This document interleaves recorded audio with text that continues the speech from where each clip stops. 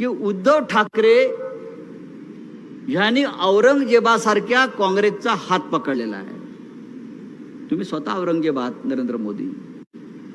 या महाराष्ट्रात छत्रपती शिवाजी महाराजांचा जन्म झाला आहे, लक्षात घ्या.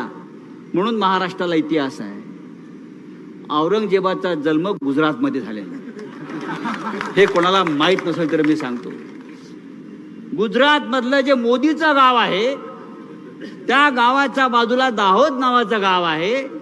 त्या गावामध्ये औरंगजेबाचा जन्म झाल्यामुळे मोदींच्या अंगात औरंगजेब संचारला. आणि म्हणून वारंवार ते महाराष्ट्रावर चाल करून येत आहेत.